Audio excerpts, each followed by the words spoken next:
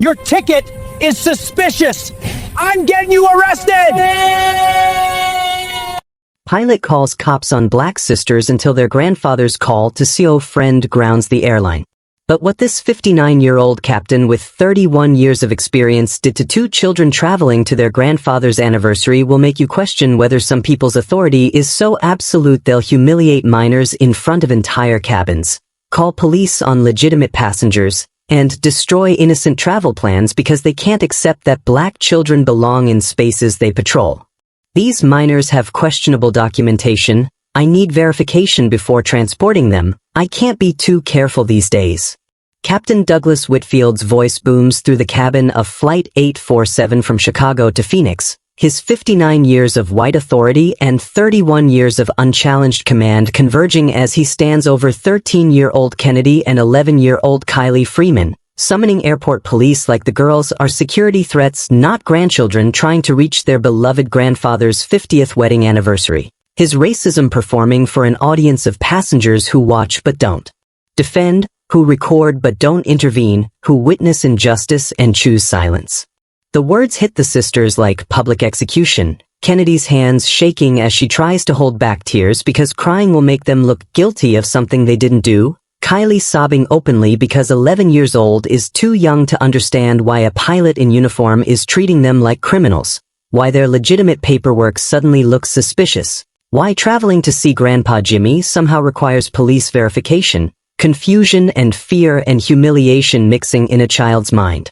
That won't forget this moment, that will carry this trauma long after the flight eventually takes off. Here's what people refuse to accept about racism in 2026. It's not relegated to history books or confined to previous generations. It's airline captains 6 months from retirement deciding that two well-dressed black girls with proper documentation must be lying about visiting their Air Force colonel grandfather, that their story sounds too impressive to be true, that their existence in seats 9C and 9D requires investigation that white children never endure.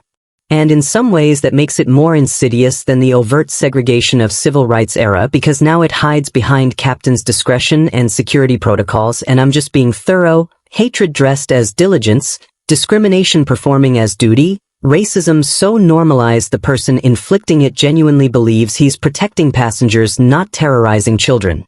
Kennedy and Kylie aren't surprised by Whitfield's suspicion in the way their parents might hope. They're shocked, yes, because you're never fully prepared for an adult with this much authority to publicly doubt your legitimacy, to examine your paperwork like it's fraudulent, to summon police like you're dangerous. But surprised?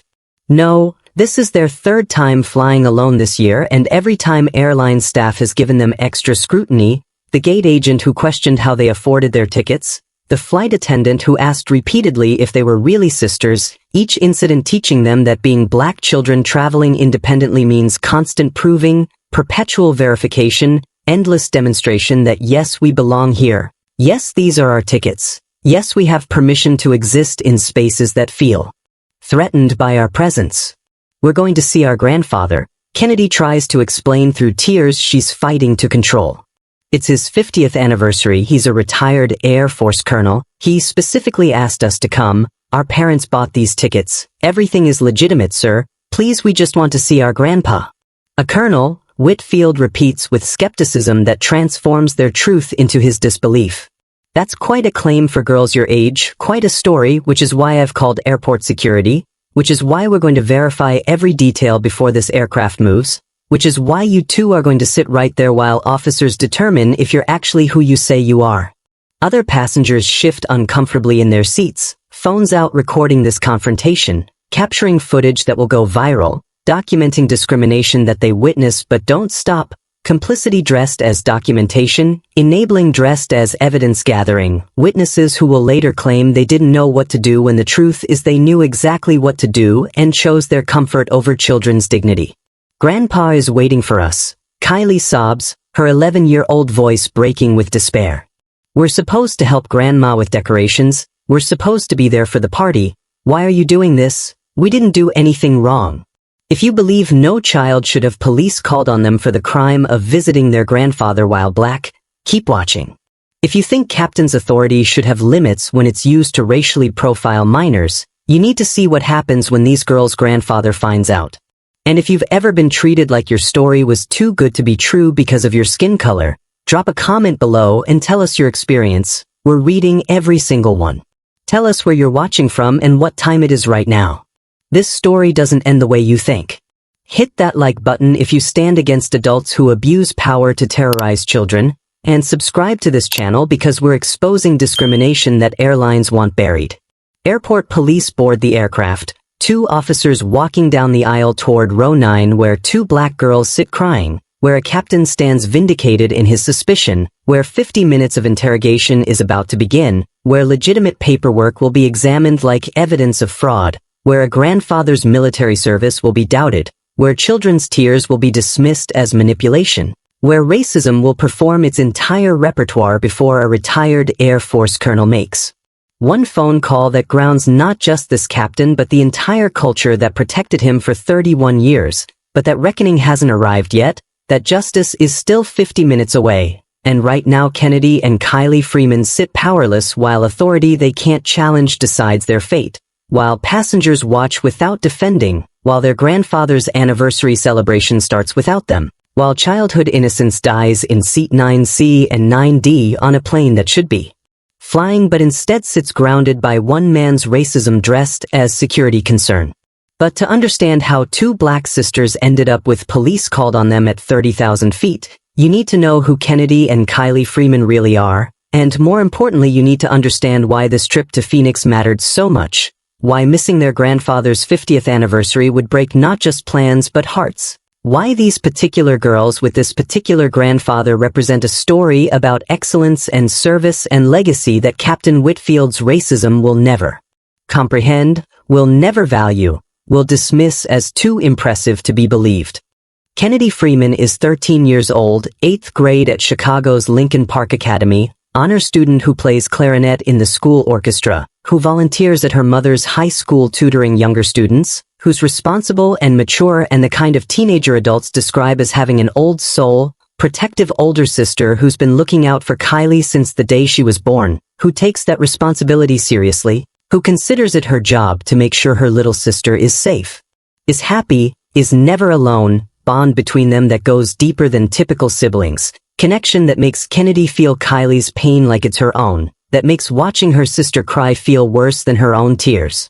Kylie Freeman is 11 years old, 6th grade at the same school, sweet and sensitive and the one who feels everything deeply, who cries at movies and hugs longest and believes the best about people until people prove her wrong, who loves her grandfather with the particular intensity of youngest grandchild, who calls him every Sunday, who saves jokes to tell him, who made him a card for his anniversary that she's been working on for weeks, elaborate construction paper creation with photos and drawings and messages about how much she loves him, card that's in her backpack, card that was supposed to be delivered in person, gift that racism is about to prevent from being given the way it was meant to be given.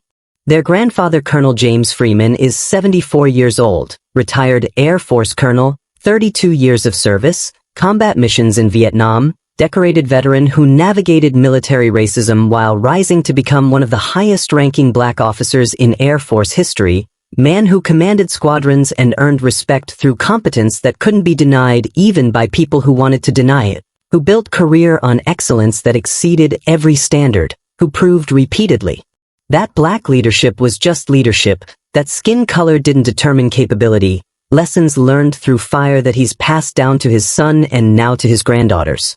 He specifically requested Kennedy and Kylie attend his anniversary, called them his little roses, wanted them there for the celebration with their grandmother Dorothy, who he married 50 years ago when interracial military couples faced hostility, who stood by him through deployments and discrimination, who raised their son Michael while Jimmy was overseas, who deserves this celebration surrounded by family, who's been cooking for days preparing her famous sweet potato pie that the girls love, that represents comfort and home and tradition, that's waiting in Phoenix along with grandparents who expected their granddaughters hours ago.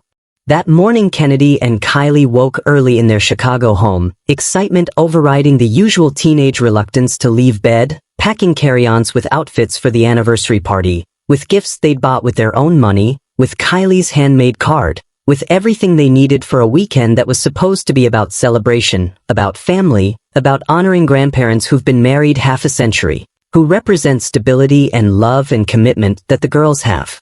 Watch their whole lives, example they're learning from, legacy they're inheriting.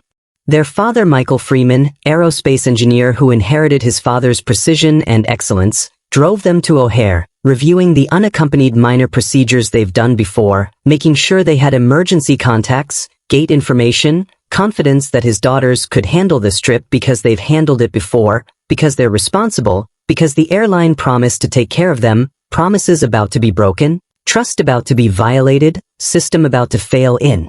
Ways that will teach his daughters lessons he hoped they'd never learn this young. Their mother, Lisa Freeman, high school principal who couldn't take time off during testing week, hugged them extra long that morning, made them promise to call when they landed, to tell Grandpa Jimmy and Grandma Dorothy how much she loves them, to take pictures at the party, normal parental instructions that assumed normal travel, that didn't account for Captain who sees black children and decides investigation is required. That didn't prepare for racism that targets even when you do everything. Check-in at O'Hare proceeded smoothly, the gate agent processing their unaccompanied minor paperwork without issue. Security was routine, TSA professional, the girls walking to their gate excited and nervous, texting their grandfather about their arrival time, him responding with emojis and enthusiasm about seeing his little roses, normalcy that lasted right up until they boarded, until they settled into seats 9C and 9D, until Captain Douglas Whitfield began his pre-flight walk and saw two black girls without an adult, and something in his prejudiced mind decided this required his attention, his investigation, his authority deployed against children whose only crime was existing in seats he apparently believed they didn't belong in. Whitfield is 59 years old, 31-year veteran, 6 months from retirement with full pension, career built on competence that's real mixed with discrimination that's been buried, complaints from passengers of color that were filed, investigated superficially, dismissed because seniority and union protection matter more than accountability, pattern of targeting that went unchecked, that will now target two girls whose grandfather happens to be friends with Whitfield's CEO, connection. That will transform this from routine discrimination into career-ending mistake, but that reckoning is still coming, still building, still 50 minutes away while Kennedy and Kylie sit in their seats chatting about the party, about Grandma's pie, about showing Grandpa their report cards, innocent excitement about to be destroyed by adult whose authority exceeds his wisdom, whose power lacks corresponding accountability. Captain Douglas Whitfield walks down the aisle conducting his pre-flight inspection with the methodical precision of 31 years of routine, checking overhead bins, scanning seat rows, performing duties that have become muscle memory, except this time his eyes land on seats 9C and 9D where two young black girls sit chatting excitedly, no adult visible nearby, no parent in adjacent seats, and something in his mind decides this requires investigation. This looks irregular. This needs his attention before this aircraft goes anywhere. Girls, are you flying alone? Whitfield stops at their row, his voice carrying that particular tone of authority mixed with suspicion, the question phrased like inquiry but feeling like accusation, like their presence without adult supervision constitutes problem requiring his solution, his intervention, his captain's discretion about to be deployed against children whose paperwork is perfect but whose skin color apparently makes perfection insufficient. We're unaccompanied minors, sir, Kennedy explains politely, pulling out the bright yellow lanyard that marks them as such, the official airline designation that should answer his question, should satisfy his concern, should send him back to his cockpit.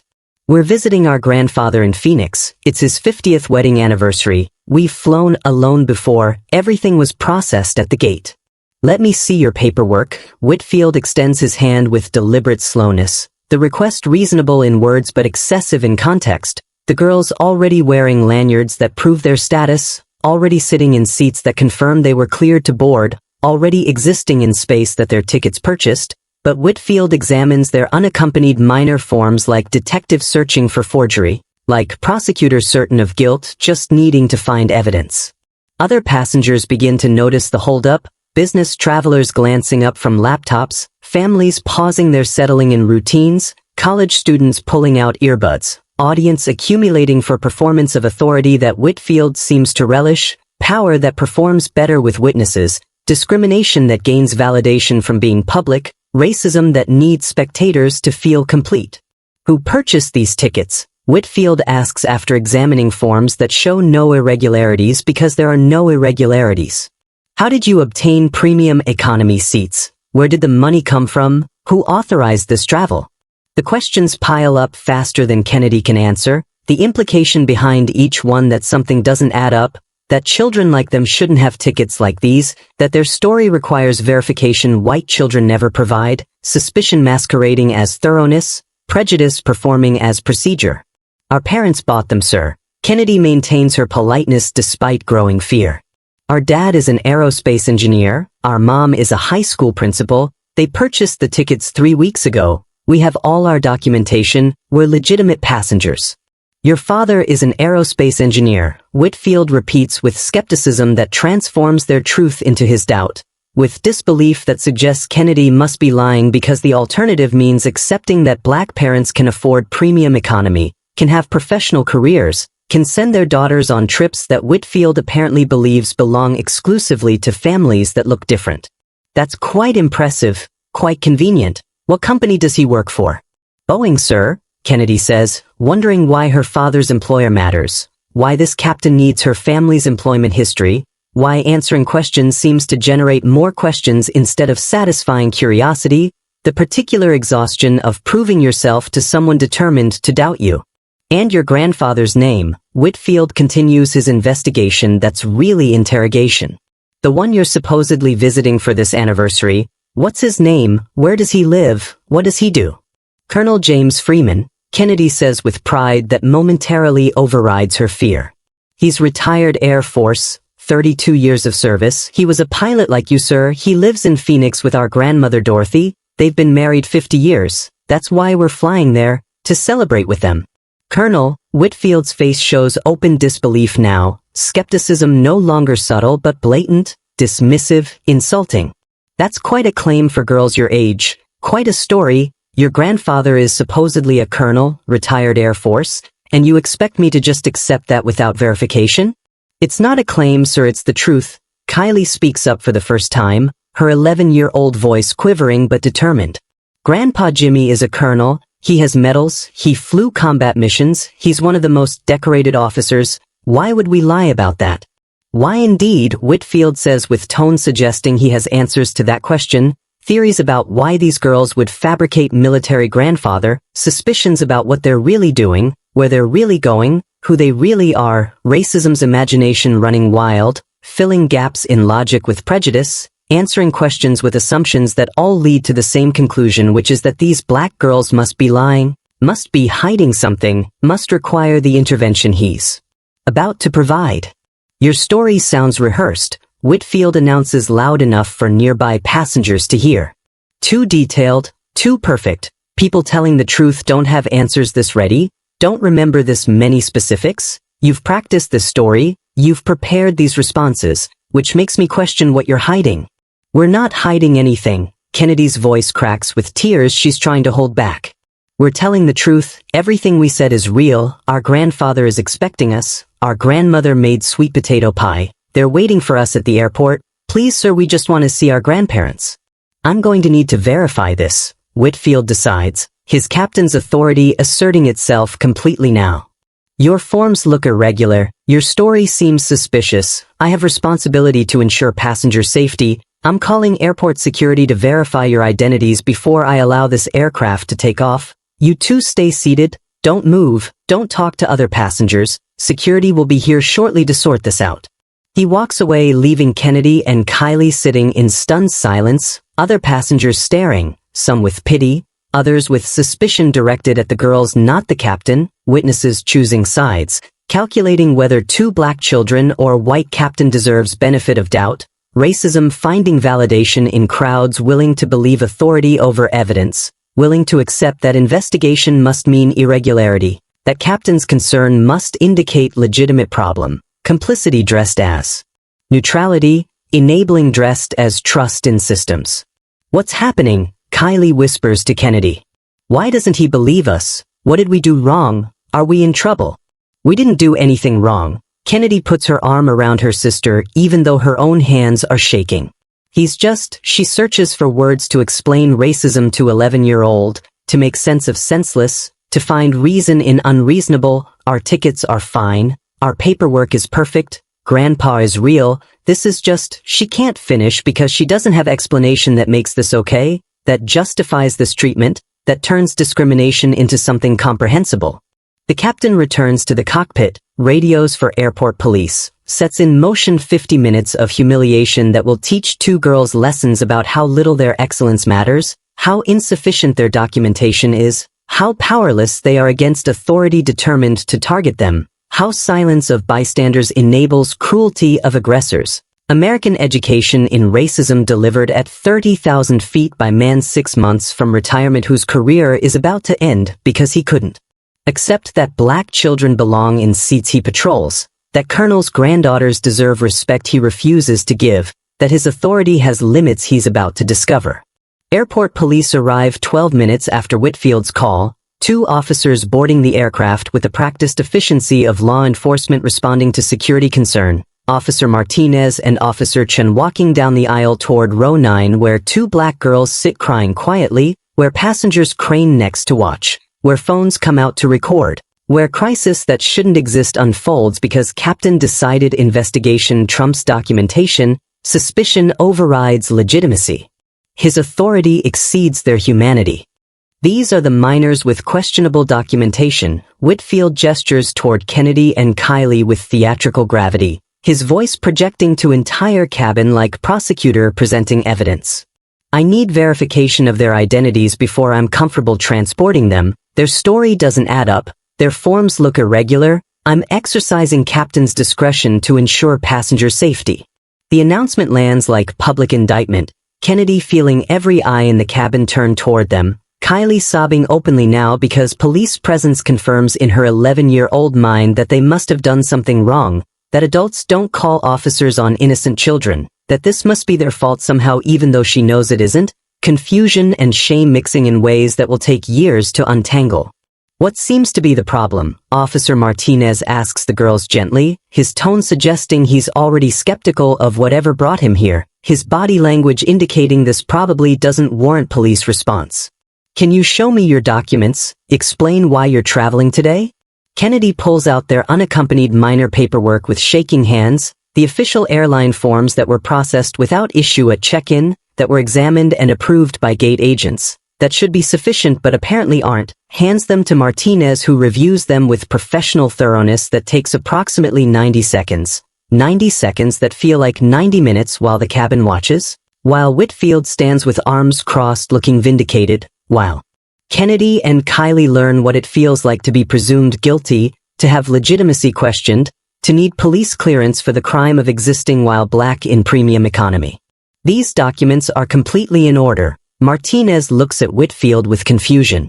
Standard unaccompanied minor forms, properly processed, all information matches their IDs. Flight is paid in full, parents' contact information is here, emergency contacts listed. Captain, I'm not seeing any irregularity. What specifically concerns you? Their story, Whitfield insists, his investment in this investigation preventing retreat even as evidence undermines his suspicions. They claim their grandfather is a retired Air Force colonel, their father is an aerospace engineer. It sounds rehearsed, too perfect. Young girls don't have those kinds of family backgrounds. Something doesn't feel right. Sir, young girls have all kinds of family backgrounds, Martinez says with patience wearing thin. Black families include engineers and colonels. Excellence isn't limited by race. These forms are legitimate. These children are cleared to fly. I'm not sure what you want me to verify here. I want parental confirmation. Whitfield pivots when his documentation concerns collapse. I want to speak to their mother or father, verify they actually authorized this travel, verify these girls are who they claim to be. I'm the captain and I make final decisions about who flies on my aircraft. You can try calling our parents. Kennedy offers her phone. But mom is in a faculty meeting and dad is in a clean room at Boeing. He's not allowed to have his phone during work hours. They might not answer right now, but that doesn't mean we're lying. Try anyway, Whitfield demands. Call both parents, leave messages if necessary, but I'm not moving this aircraft until I have adult confirmation that you're supposed to be on this flight. Kennedy dials her mother first, the phone ringing 4 times before going to voicemail, Lisa Freeman's professional greeting playing. Kennedy leaving message through tears that her mother won't hear for another 40 minutes. Won't be able to respond to, won't be able to fix. Daughters in crisis while she teaches about civil rights ironically. While she discusses historical discrimination unaware her children are experiencing contemporary version. Mom, it's Kennedy. Please call back. We're on the plane but the captain called police. He says our paperwork is fake. He doesn't believe Grandpa is a colonel. Mom, we need you to call back please. We just want to see Grandpa and Grandma. Please Mom, call us back. She tries her father next. Same result. Michael Freeman's phone in locker outside the clean room where he's currently working on aerospace engineering that requires sterile environment, requires no devices, requires isolation that means his daughter's emergency can't reach him, can't interrupt him, can't summon the help they need, both parents unreachable through no fault of their own. Circumstance conspiring with racism to leave Kennedy and Kylie alone, undefended, unprotected. They're not answering. Whitfield says with satisfaction suggesting this proves something. Parents who send children on flights answer their phones. Parents who are really aerospace engineers and principals have phones they can access. This confirms my concerns. These girls' story is falling apart. So their parents are at work? Chin speaks up for the first time. That's why the children are traveling alone. That's what unaccompanied minor means. Parents not available to travel with them. This is completely normal. We're not finding anything irregular here. I'm the captain. Whitfield's voice hardens with assertion of authority challenged.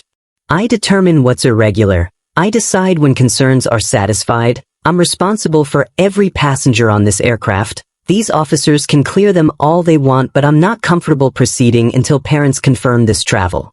The standoff crystallizes. Whitfield dug into position he can't abandon without admitting error. Kennedy and Kylie trapped by authority they can't challenge. Passengers watching drama unfold with reactions ranging from sympathy to impatience to agreement with captain. Flight delayed now 20 minutes, then 25, then 30. Other passengers checking watches, missing connections. Losing patience directed not at captain who caused delay but at girls who are targets of discrimination. Masquerading as security protocol. This is ridiculous. A businessman in row 7 says loud enough to be heard. We're all sitting here because 2 kids can't get their parents on the phone. Captain, just let them fly or remove them. Some of us have places to be. The complaint emboldens others. Murmurs of agreement spreading through cabin. Pressure building not on Whitfield to stop discriminating but on Kennedy and Kylie to solve problem they didn't create. To reach parents who are unreachable. To satisfy suspicions that are insatiable. Blame shifting from perpetrator to victims, from adult with power to children with none. Collective frustration finding convenient targets in 2 black girls whose existence apparently disrupts everyone's schedule. We're sorry, Kylie says to the cabin at large, her apology heartbreaking in its misplaced responsibility. We didn't mean to delay anyone, we just want to see our grandparents. We're sorry we can't reach our parents. We're sorry for causing trouble. You're not causing trouble, honey. Martinez says gently, his frustration now clearly directed at Whitfield, not the girls. You haven't done anything wrong, your documents are perfect, you're legitimate passengers, this delay isn't your fault. If you've ever watched children apologize for being racially profiled, if you've ever seen kids take responsibility for discrimination adults inflict on them, this moment should break something in you. Subscribe if you believe Captain's authority should have limits when it's used to terrorize children. Like this video if you think 30 minutes of interrogation is 30 minutes too long, because what happens in the next 20 minutes will show you that sometimes justice requires grandfather who saved a CEO's life, requires connections most families don't have, requires power that shouldn't be necessary to protect children from racism disguised as security concern. The minutes crawl by, 30 becomes 35 becomes 40, Whitfield standing firm in his demand for parental confirmation. Kennedy trying her parents every 5 minutes with same result, voicemail, isolation, helplessness, Kylie crying so hard she's making herself sick, passengers' sympathy curdling into annoyance, flight crew checking watches wondering when captain will relent, when this standoff will end, when 2 children will finally be cleared to fly or removed from aircraft. Resolution that seems impossible arriving, authority that seems absolute about to meet greater authority, grandfather who commanded squadrons about to demonstrate what real power looks like when deployed on behalf of children who desperately need defending. 45 minutes into the delay, The cabin atmosphere has transformed from curiosity to hostility, passengers no longer watching with sympathy but glaring with resentment, connection times evaporating, schedules collapsing, frustration seeking outlet and finding convenient targets in two black girls whose continuing presence apparently offends both captain's sensibilities and traveler's patience. Collective anger directed downward at children instead of upward at authority, easier to blame. Victims than challenge power. Captain, we really need to resolve this. A flight attendant approaches Whitfield with professional desperation. We're approaching our departure window. Air traffic control is asking for status. Passengers are getting aggressive. The officers have cleared these minors. Can we please proceed with boarding completion and takeoff? When I have parental confirmation, Whitfield repeats with stubbornness that's hardened into principle, with investment in this confrontation that now exceeds rational judgment, with ego that can't back down without admitting the last 45 minutes were racist harassment, not security protocol. When their mother or father calls back and verifies this travel, when I'm satisfied these children are supposed to be on this aircraft, then and only then will we proceed. I don't care how long it takes. The absolutism silences the flight attendant, makes clear that Whitfield's authority trumps operational efficiency, that his suspicion outweighs everyone's schedules, that two children he's decided are suspicious matter more than 200 passengers he's decided are inconvenienced, power without accountability, discretion without limits, racism that doesn't recognize itself even as it performs for entire cabin. Kennedy tries her mother again, 6th attempt. Same result, voicemail that can't help, recorded message that can't intervene, technology that connects everything except daughters to mother when connection matters most, 45 minutes of trying and failing, of hoping and being disappointed, of watching her sister dissolve into tears that don't stop, that can't stop, that represent grief for more than this moment, for innocence being murdered, for trust being violated, for childhood ending in. Seat 9C on aircraft that should be flying but instead sits grounded by one man's racism. I want my grandpa. Kylie sobs into Kennedy's shoulder. I want Grandpa Jimmy. He would fix this. He would make this stop. Why can't we call him? Why are we only calling Mom and Dad? The question lands like revelation, like solution that should have been obvious. Kennedy's 13-year-old mind racing through calculations about whether calling their grandfather helps or makes things worse, whether involving him protects them or escalates situation, whether his authority matters or his blackness means Whitfield will dismiss him too. Decisions children shouldn't make alone, choices that require wisdom beyond their years. Officer Martinez overhears Kylie's request, kneels down to their eye level with kindness that's been consistent throughout this nightmare. You can call your grandfather if you want, he says gently. He's an emergency contact on your forms. You're allowed to reach out to him. Maybe he can help sort this out. Do you have his number?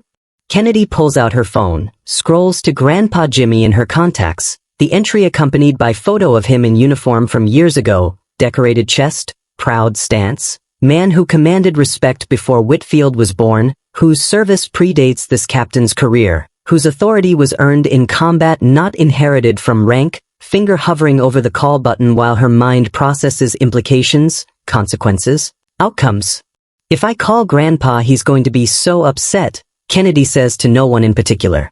He's going to be angry that this is happening, that we're being treated like this, that his anniversary is being ruined. I don't want to ruin his day. I don't want to make him sad. Honey, your grandfather would want to know, Martinez says with certainty born from experience. Adults who love you want to help when you're in trouble, want to protect you when you're scared. Call him, let him know what's happening, let him decide how to respond. But we're supposed to be surprising him at the airport, Kylie adds through tears. We're supposed to walk off the plane and he's supposed to hug us and we're supposed to give him our gifts and see Grandma's pie. If we call now, we ruin the surprise, we ruin everything. The concern is so perfectly childlike, so heartbreakingly innocent, worry about ruined surprises while sitting in ruins of dignity, concern about grandfather's disappointment while experiencing their own devastation, priorities that reveal how young they are, how unprepared for this cruelty, how damaged by adult racism that targets children who still think about surprises and hugs and pie. The surprise is already ruined, sweetheart, Kennedy says with weariness that sounds 40 not 13. We're already late, the party is already starting without us, Grandpa is already wondering where we are, we need help, We need someone who can make this stop. We need to call him. She presses call before she can change her mind, before fear can override need, before pride can prevent rescue. The phone ringing once, twice, her heart racing because she's about to tell her beloved grandfather that his granddaughters are being humiliated, that his military service is being doubted, that his 50th anniversary is being destroyed by captain who thinks black excellence is lie requiring verification. Burden no 13-year-old should carry alone, news no grandfather should. Receive by phone. Hello my little Rose. Colonel James Freeman's voice comes through warm and excited, expecting happy travel update not crisis report. Are you girls in the air yet? Are you on your way? Grandma and I are getting ready to leave for the airport. We can't wait to see you.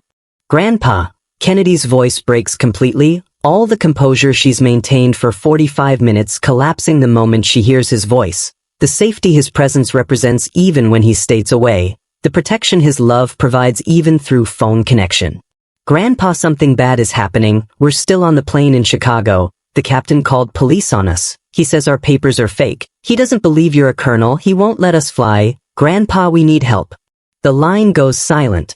The kind of silence that precedes storms, that indicates processing of information too outrageous to immediately comprehend.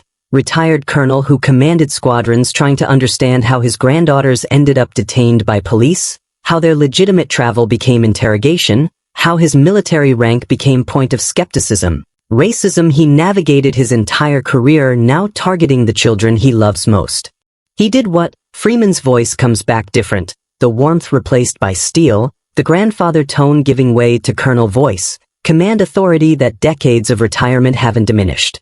The captain called police on you. He's questioning your documentation. He doesn't believe I'm a colonel. Is that what you're telling me, Kennedy? Yes, sir, Kennedy confirms, the sir automatic when her grandfather uses that tone, when his voice carries command that demands precision, that requires accurate reporting. He's been questioning us for almost an hour. He made us call mom and dad but they're not answering. The police cleared us but he says he's the captain and he decides he won't let the plane leave until parents confirm our travel. Grandpa, we're scared. Everyone is staring at us. We just want to come see you. Put the captain on the phone. Freeman says with finality that brooks no argument. Right now, Kennedy, I need to speak to this captain immediately. Hand him your phone. Let me talk to the man who thinks detaining my granddaughters is appropriate use of his authority. Kennedy holds her phone with trembling hands, her grandfather's commands still echoing in her ears, the instruction clear and unambiguous but terrifying in its implications. Approaching the captain who spent 50 minutes treating them like criminals, asking him to speak with the grandfather he openly doubted exists, the man whose military rank Whitfield dismissed as fabrication. Confrontation about to happen that 13-year-old shouldn't have to facilitate, power about to meet power with. Child as messenger. Captain Whitfield, Kennedy's voice barely audible over her fear. My grandfather wants to speak with you, sir. He's on the phone. He wants to talk to you about why we're being detained.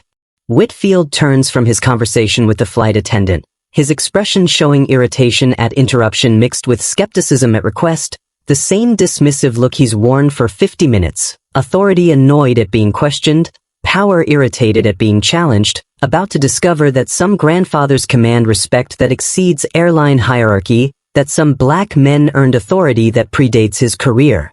Your grandfather, Whitfield says with contempt barely disguised. The supposed colonel who you claim exists, now he conveniently has time to call. How fortunate, hand me the phone then, let's hear what this grandfather has to say.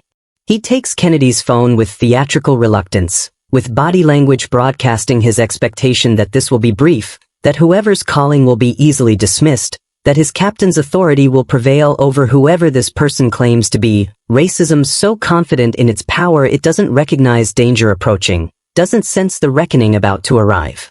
This is Captain Whitfield, he says into the phone with professional courtesy that barely masks his disdain. To whom am I speaking, and what is your relationship to these minors?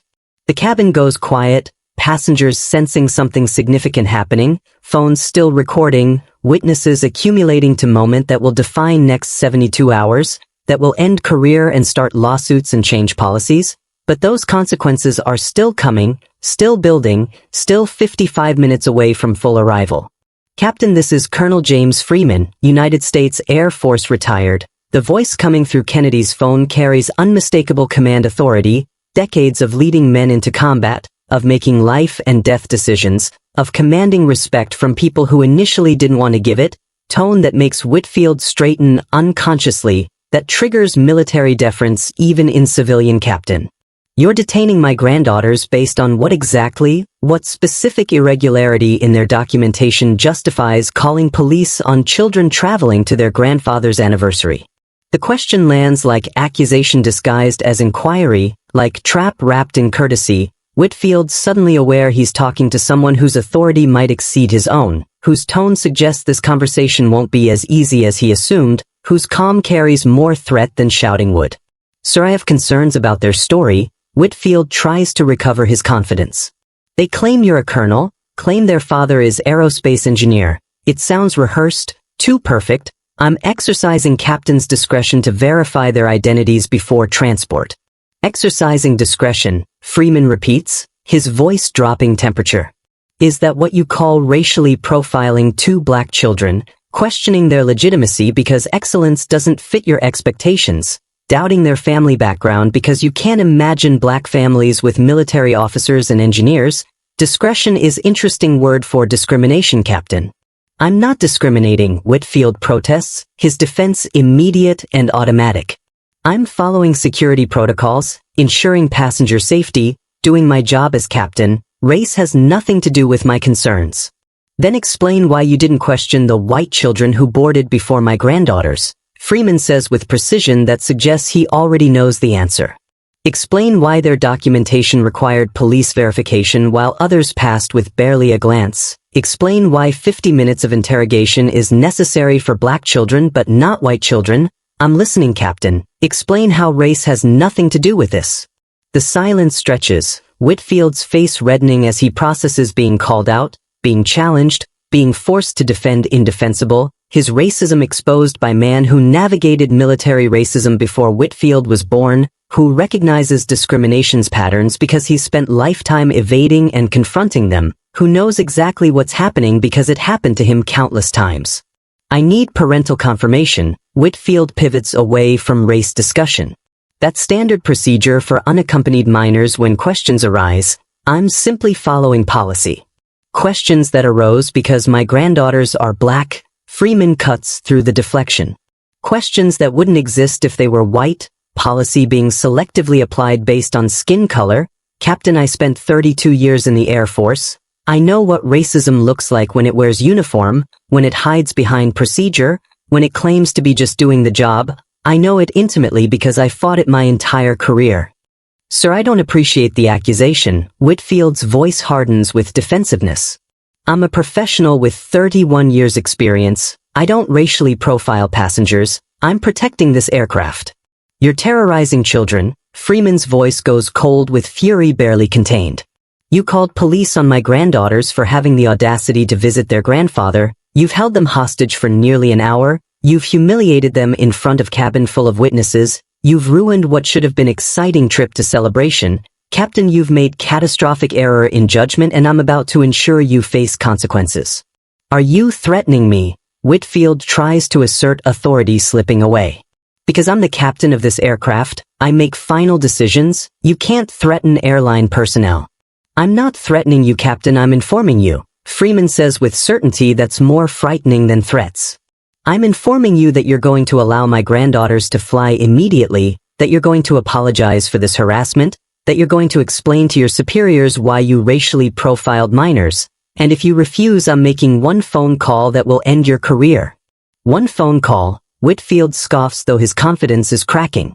You think one phone call from you matters? You think anyone cares what you have to say? I'm the captain here. My authority is final. My phone call is to Richard Castellano. Freeman delivers the information like precision strike. Your CO, Rick and I served together in 76. I saved his life in combat. We've been friends for 48 years. Talk weekly. He's godfather to my son, uncle to my granddaughters. One phone call, Captain, and I explained how one of his captains spent an hour racially profiling his goddaughters, how you called police on children coming to my anniversary, how you're currently standing there defending discrimination. Make your choice, Captain. Apologize and let them fly, or I make that call. And your 31-year career ends today. The threat lands with weight of truth, with certainty that brooks no doubt, Whitfield's face draining of color as he processes that these children he dismissed aren't powerless, that this grandfather he doubted has connections that exceed his authority, that his racism just targeted family of man who can actually destroy him, calculations happening in real time, power dynamics shifting, control slipping away. Whitfield stands frozen in the aisle holding Kennedy's phone, his face cycling through expressions as Colonel Freeman's words sink in, as the reality penetrates that he just spent 55 minutes racially profiling the granddaughters of a man who saved his CEO's life, who has direct access to the person who can end his career with single phone call, who isn't bluffing about consequences because men with his command authority don't bluff, they promise and deliver. You're telling me you know Richard Castellano personally? Whitfield's voice wavers between skepticism and panic, desperate hope that this is exaggeration mixing with growing certainty that it's truth. You expect me to believe the CEO of this airline is your personal friend, that you have direct access to him, that one call from you matters. I don't expect you to believe anything, Captain. Freeman's voice remains steady, controlled, dangerous in its calmness. I'm simply informing you of facts. Rick Castellano and I served together. I pulled him from burning helicopter in '76, saved his life. We've been brothers ever since. He's coming to my anniversary celebration this weekend. He'll be here in Phoenix tomorrow, but I can call him right now, this second, interrupt his Friday afternoon to explain how one of his captains is racially profiling my granddaughters. Your choice, Captain. Apologize and let them fly, or face consequences that will follow you for the 6 months you have left before retirement. The specific mention of 6 months, the detail that shows Freeman knows more than Whitfield expected, the precision that suggests this isn't empty threat but researched action, breaks something in Whitfield's resistance, fear replacing arrogance, survival instinct overriding ego, calculations shifting from defending discrimination to limiting damage. Sir, I think there's been a misunderstanding. Whitfield tries a different approach, his tone shifting from authoritative to conciliatory. I was simply being thorough, following procedures, ensuring passenger safety. There was no racial element to my concerns, just standard captain's discretion applied equally to all passengers. Applied equally, Freeman repeats with contempt that cuts through phone line. Captain, my granddaughters have been sitting on your aircraft for 55 minutes. Police were called. Their documentation was questioned despite being perfect, their family background was doubted, their story was called rehearsed, all because they're black children in premium economy. Don't insult my intelligence by claiming this was applied equally. Don't dishonor my military service by lying to me about what discrimination looks like. I know racism when I see it, Captain, because I've been fighting it since before you were born. The cabin is completely silent now. Every passenger listening to one side of conversation but understanding both sides, understanding that power dynamics just shifted, that captain's authority just met superior authority, that these children who looked so powerless moments ago suddenly have protection arriving, have grandfather who commands respect Whitfield can't dismiss, can't override, can't ignore. What do you want? Whitfield asks, defeated recognition in his voice. What will satisfy you? What can I do to resolve this situation? You can let my granddaughters fly immediately. Freeman states his terms clearly. No more delays, no more questions, no more harassment. They board that flight, they fly to Phoenix, they arrive at their grandfather's anniversary the way they were always supposed to, and then Captain, you report to your supervisor upon landing because this isn't over. This conversation is being recorded. These witnesses are documenting everything. Your racism is caught on video and I'm ensuring consequences follow. And if I refuse, Whitfield tries one last assertion of authority, though his voice carries no conviction. If I exercise my captain's discretion and remove them from the aircraft anyway, what then? Then I call Rick right now, Freeman says without hesitation. I interrupt his meeting. I explain that Douglas Whitfield just racially profiled James Freeman's granddaughters. I describe the 55-minute interrogation, the police being called, the public humiliation, and I ask my friend of 48 years whether this is the kind of captain he wants representing his airline, whether this is the culture he's building, whether discrimination against children is acceptable corporate policy. Your choice, Captain, but choose quickly because my patience With you expired about 50 minutes ago. Whitfield closes his eyes, the defeat visible, the recognition that he's cornered, that his racism targeted wrong family, that his authority has limits he just crashed into, that protecting his career matters more than defending his discrimination, survival instinct trumping ego, fear overcoming hate. Put Officer Martinez on the phone. Freeman instructs. I want witness to what I'm about to say. I want confirmation that this conversation happened. Put him on now. Whitfield hands the phone to Martinez, who's been standing nearby watching this entire exchange, who heard both sides, who understands exactly what's happening, who takes the phone with professional courtesy tinged with satisfaction that justice is arriving. Officer Martinez, this is Colonel James Freeman. Is the captain still within earshot? Can he hear what I'm saying? Yes, sir, Colonel, Martinez confirms, his military training evident in how he addresses Freeman's rank. Captain Whitfield is right here. Entire situation is being documented. I can confirm everything. Good, Freeman says loud enough for Whitfield to hear clearly. Officer, please witness that I am now calling Richard Castellano, TO of this airline, my personal friend, to report this incident. Captain Whitfield has approximately 10 minutes before his supervisor receives direct call from corporate headquarters suspending him pending investigation. I suggest he use those 10 minutes to let my granddaughters fly and to start preparing his explanation for why he racially profiled minors traveling to their grandfather's anniversary. Freeman disconnects, leaving Whitfield standing in stunned silence, leaving Kennedy and Kylie watching with tear-stained faces, leaving cabin full of witnesses who just heard grandfather deliver consequences with precision that comes from decades of command, with authority that comes from saving CEOs' lives, with power that comes from knowing exactly which buttons to push and having the connections to push them effectively. The girls can fly, Whitfield says quietly to Martinez, his voice stripped of the arrogance that characterized the last hour. Their documentation is in order. They're cleared for travel. This was just, he searches for words that won't admit racism, routine verification that's now complete. Routine verification that took 55 minutes and required police. Martinez says with skepticism that matches Freeman's. Routine verification that only applied to black children. Routine verification that's going to look great in the incident report I'm filing. Captain, you should probably return to your cockpit. You have flight to operate and apparently supervisor to call. Whitfield returns Kennedy's phone without meeting her eyes, without apologizing, without acknowledging the trauma he inflicted, walking away with shoulders slumped, with career crumbling, with retirement threatened, 31 years of service about to end in disgrace because he couldn't accept that black children belong in premium economy, that Colonel's granddaughters deserve respect, that his racism has costs he's about to pay in full. Girls, you're cleared to fly. Martinez kneels down to their level one more time. Your grandfather is something else. I served 8 years Army and I recognized command authority when I heard it. You're going to make it to that anniversary. You're going to see your grandparents. This nightmare is over.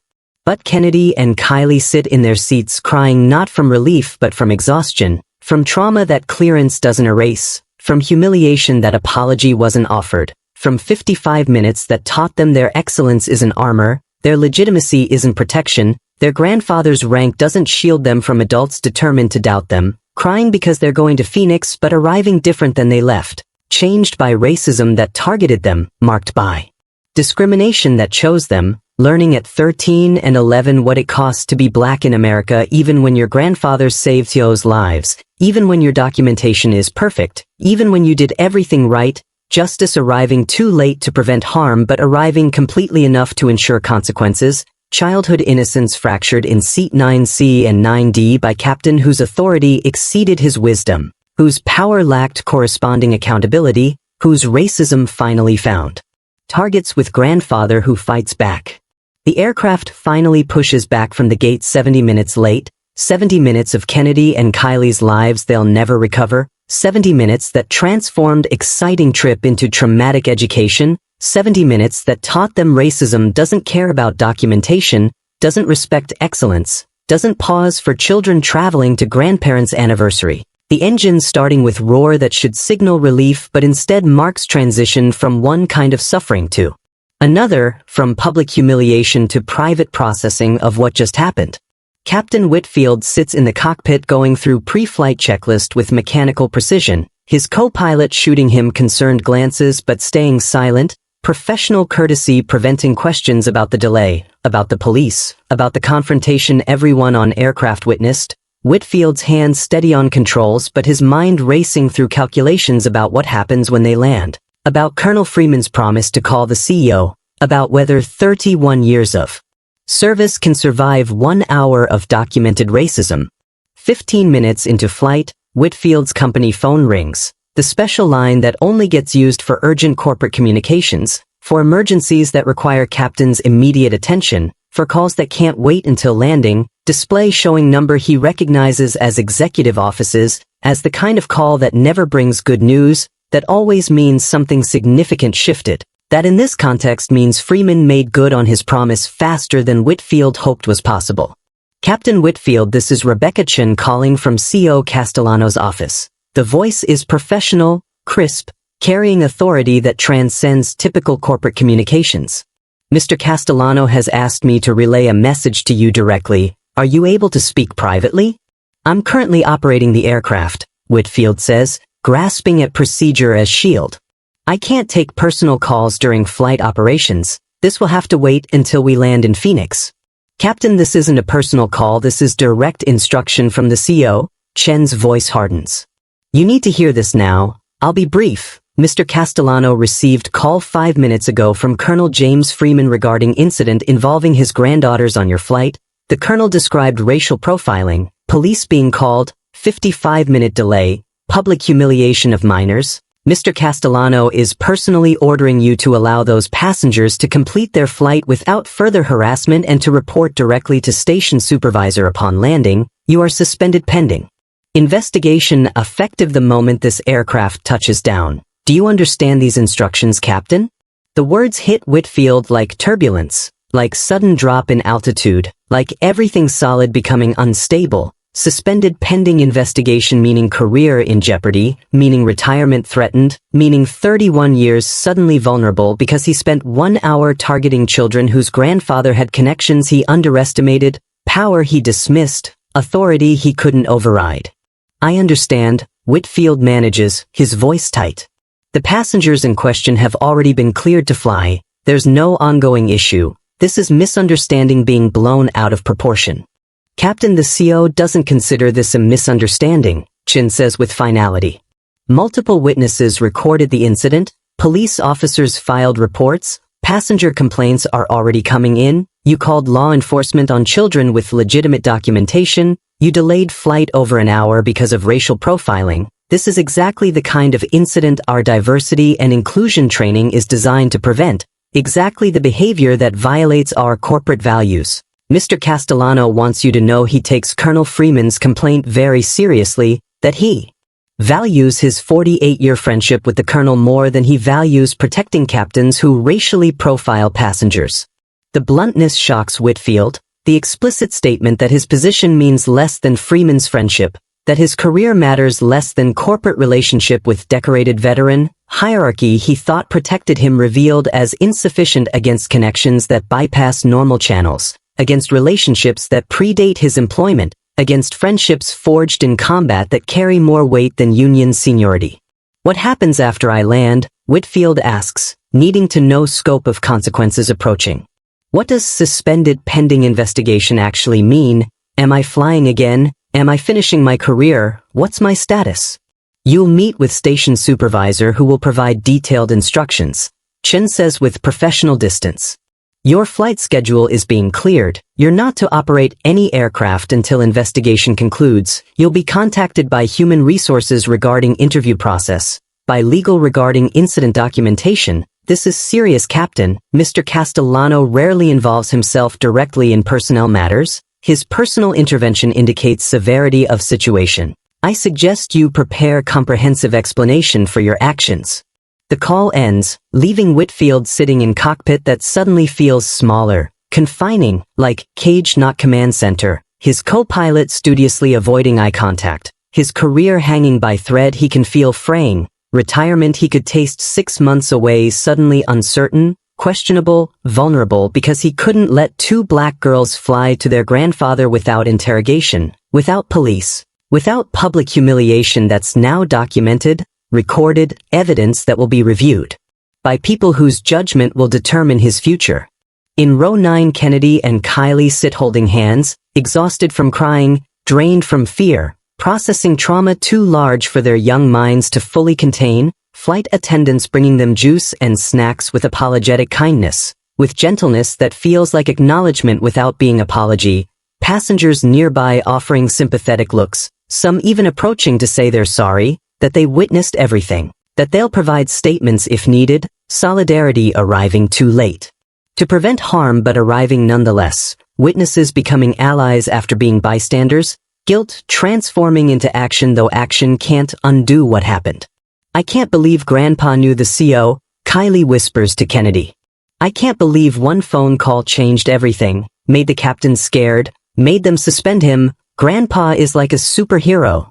Grandpa is a colonel who saved someone's life, Kennedy says with exhausted wisdom beyond her 13 years. He has power because he earned it, because he served, because he built relationships, but Kylie, most people's grandpas don't know COs. Most black kids who get treated like we did don't have grandfather who can make one call and fix everything. We're lucky, but that makes me sad because what about kids who aren't lucky? What happens to them? The question hangs unanswered because the answer is they suffer without rescue, they endure without protection, they experience racism without recourse, justice distributed unequally, protection available only to those with connections, with power, with grandfathers who saved COs' lives, systemic problem that individual solution highlights rather than solves. Freeman's intervention protecting his granddaughters but doing nothing for countless other black children who fly without colonels. Making calls, who face discrimination without corporate friendships to deploy, who learn the same lessons about racism but without the happy ending of captain being suspended, of authority being checked, of consequences arriving for perpetrators.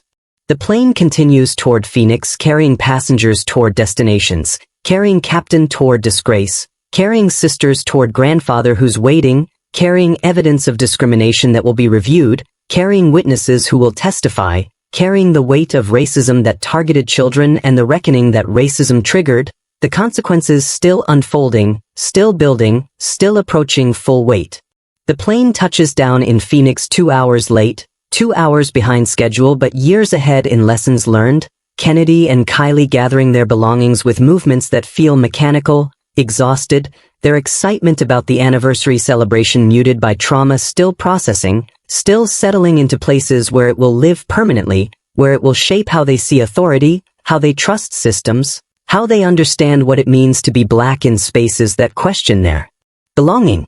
As passengers deplane, Kennedy and Kylie are met by Airline supervisor who apologizes profusely, who escorts them personally through the terminal, who carries their bags, who tries to restore dignity that Captain Whitfield stripped away, corporate damage control that's sincere but insufficient, apology that matters but can't undo, kindness that arrives too late to prevent harm but arrives nonetheless with genuine regret and institutional recognition that something terrible happened on there. But then they see him, Colonel James Freeman, standing at the gate in his dress uniform, 74 years old and still commanding presence, chest full of medals that represent 32 years of service, 3 decades of excellence, lifetime of proving himself repeatedly. Standing next to him is man in expensive suit who Kennedy and Kylie don't recognize but who carries himself with similar authority, similar weight. CO Richard Castellano, who came to the airport personally, who wanted to meet the granddaughters his friend's captain terrorized, who wanted to apologize face to face. Corporate responsibility manifesting in person, not just policy. My roses, Freeman opens his arms and the girls run, childhood returning in that moment of safety, of protection, of grandfather who fixes things, who makes things right, who deployed power on their behalf, Kennedy and Kylie sobbing into his uniform while he holds them, while his own tears fall freely, while Castellano watches with expression showing he understands exactly what his airline's captain cost these children. What his employees stole from this family, what institutional failure looks like when measured in little girls' tears. Rick, this is what your captain did, Freeman says quietly, his voice controlled but carrying rage underneath. These are my granddaughters, 13 and 11 years old, traveling to my anniversary, terrorized for an hour because they're black, because their excellence seemed suspicious, Because their legitimate travel required police verification. This is what discrimination looks like when it wears your uniform, when it operates under your authority, when it claims to be security but is really racism. Colonel, I have no words, Castellano says with genuine anguish. This is unconscious, unacceptable, violates everything we claim to value. I've already suspended Whitfield. Investigation will be thorough. If evidence supports what I believe happened, he will be terminated, his career will end. I promise you accountability. But accountability doesn't undo what they experienced, Freeman says, still holding his granddaughters. Doesn't erase the fear, the humiliation, the lesson they learned today about how the world sees them, doesn't restore the excitement they had this morning, the innocence they lost in Seat 9C and 9D. Accountability matters, Rick, but it's not the same as prevention. It's not the same as your captain never targeting them in the first place. You're right, Castellano acknowledges. Which is why I'm implementing immediate changes, mandatory anti-bias training for all crew, passenger advocacy board with independent oversight, zero-tolerance policy for discrimination with first verified incident resulting in termination regardless of seniority. Your granddaughter's suffering will create protection for other children. Their trauma will become systemic change. I swear that to you. The promises are sincere, the reforms are real, but Kennedy and Kylie barely hear them, exhausted beyond words, wanting only their grandmother's hugs, their grandfather's protection, the anniversary celebration that was supposed to be joyful but now carries weight of what they endured to reach it, party that will happen but differently, joy mixed with grief, celebration shadowed by trauma. 2 weeks later, Captain Douglas Whitfield receives termination notice. Investigation revealing pattern of discriminatory behavior, previous complaints that were buried, witnesses confirming racial profiling, security footage showing everything, 31-year career ending 6 months before retirement, pension benefits stripped for conduct violations. His discrimination finally costing what it should have cost years ago. Consequences arriving comprehensively, accountability delivered. Completely. His termination becomes case study in airline training worldwide, his actions dissected as example of what not to do, how not to treat passengers, why discrimination destroys careers, Douglas Whitfield's name forever attached to cautionary tale about racism's costs, about authority without wisdom, about power without accountability, his legacy the opposite of what he imagined. Remembered not for 31 years of service but for 1 hour of targeting children whose grandfather fought back. The airline issues formal apology to Freeman family, substantial settlement that Freeman donates to organizations fighting discrimination in travel, his granddaughter's suffering converted to resources that protect others, trauma transformed into tools for justice, individual harm becoming collective benefit. Though the conversion doesn't erase what Kennedy and Kylie experienced, doesn't restore what they lost, doesn't undo the education they received about racism's persistence, about excellence's insufficiency, about how being right doesn't protect you when authority decides you're wrong. But they make it to the anniversary party, they see grandmother's sweet potato pie, they give grandfather the card Kylie made, they participate in celebration of 50 years of love and commitment, surrounded by family who heard what happened, who holds them tighter, who understands that this weekend marks both celebration and loss, both joy and grief, both anniversary and education in how racism targets even the protected, even the privileged, even the grandchildren of colonels who saved TOs. Lives, resilience displayed but at cost, strength shown but with scars, victory achieved but imperfectly, realistically, the way justice actually works when it works at all. 5 years after Captain Douglas Whitfield called police on 2 black sisters traveling to their grandfather's anniversary, 5 years after racism targeted children whose only crime was existing in premium economy, 5 years after 1 hour of discrimination triggered consequences that ended 31-year career, Kennedy Freeman stands at 18 years old in Air Force Recruitment Office taking oath of enlistment, following her grandfather's footsteps into military service, choosing the institution that shaped the man who protected her, who made one phone call that grounded not just a captain but entire culture of discrimination. I swear to support and defend the Constitution of the United States. Kennedy's voice carries certainty that comes from knowing exactly why she's enlisting, from understanding that her grandfather's legacy isn't just medals and rank but representation, presence, Proof that black excellence belongs everywhere, including cockpits and command centers, her enlistment honoring him while also honoring herself, claiming space that people like Whitfield think belongs exclusively to them. Colonel Freeman watches his granddaughter take oath, 79 years old now and using cane but standing straight, military bearing that decades of retirement haven't diminished, tears streaming down his face because Kennedy joining Air Force means legacy continues, means fight goes on, means next generation takes up mission of proving that excellence has no color, that authority respects competence, that his little Rose became warrior. Kylie stands beside her grandfather at 16 years old, already accepted to 3 top universities, planning to study law, to become civil rights attorney, to fight discrimination in courtrooms the way her grandfather fought it through service, the way Kennedy will fight it through excellence in uniform, different paths towards same goal, which is justice, equity, world where black children can fly to grandparents without interrogation, can exist in premium spaces without verification, can trust that doing everything right actually protects them. That day on the plane changed us, Kylie says in interview for school newspaper.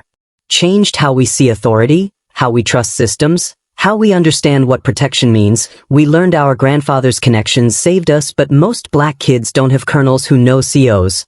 Most families can't make one call and suspend captains. We were lucky, but luck shouldn't be required for justice. Privilege shouldn't determine whether racism gets consequences. If you believe Kennedy got justice because her grandfather saved a CEO's life while countless others get none because their grandparents lack connections, subscribe to this channel. If you understand that Whitfield's termination matters but doesn't transform airline culture that protected him for 31 years, like this video. Because 8 complaints were buried before the 9th one targeted children with powerful grandfather. Because individual accountability doesn't equal systemic change. Because justice that requires knowing COs isn't justice that's accessible, equitable, or sustainable. The Freeman family attends annual gala for Passenger Advocacy Board created after their ordeal, board that investigates discrimination complaints, that provides independent oversight, that ensures captains' discretion has limits, their trauma converted to institutional reform, their suffering becoming someone else's protection, imperfect victory in imperfect world where change requires catalyst, where reform requires crisis, where protecting future passengers costs current passengers their innocence. Captain Whitfield is 64 now, working security at shopping mall for $15 an hour, his airline career destroyed, his pension stripped, his retirement plans dissolved, living proof that racism sometimes costs perpetrators though cost arrives unevenly, inconsistently, usually only when victims have power to demand accountability. Cautionary tale that matters but doesn't prevent next Whitfield. Next captain who sees black children and decides investigation required. Kennedy ships to basic training next month. Kylie starts university next fall. Colonel Freeman watches his granddaughters flourish, tells them the story he tells every year on anniversary of that flight, the lesson he wants them to carry. That pilot tried to make you small, Freeman says with pride that transcends pain. Tried to convince you that your legitimacy required his approval, that your excellence needed his verification, that your presence in premium economy was suspicious, but instead you stood tall, you called your grandfather, you demanded protection, you refused to accept that racism gets final word. That's the Freeman way, that's the legacy I'm leaving you, not just medals or rank but refusal to be diminished, insistence on dignity, belief that our excellence belongs everywhere. The girls hug their grandfather, understanding that his protection that day wasn't just about making phone call but about teaching them to fight back, to demand accountability, to refuse diminishment, lessons that will serve Kennedy in military, will serve Kylie in courtrooms, will serve both of them in lives spent proving what their grandfather proved, which is that black excellence doesn't ask permission, doesn't accept limitations, doesn't shrink to fit other people's expectations, stands tall even when authority tries to make it small, especially then, always then, the Freeman way, legacy continuing, fight ongoing, next generation ready. They walk without limps but carry stories, thrive without visible scars but bear invisible ones, succeed not despite what happened but incorporating what happened, racism that targeted them becoming fuel that propels them, discrimination that tried to stop them becoming motivation that drives them, Imperfect healing in imperfect world, realistic resolution where justice arrived but innocence died, where consequences mattered but trauma remains, where victory looks like 18-year-old. Enlisting and 16-year-old planning law school, where triumph measures itself not in absence of pain but in presence of purpose, not in erasure of what happened but in transformation of what it means. Kennedy and Kylie Freeman proving that pilot who called cops on black sisters met family that calls accountability on racist systems, that grandfather's call to sell friend didn't just ground captain but elevated granddaughters, that their story ends not with rescue but with rising, not with being saved but with becoming saviors, the Freeman way indeed.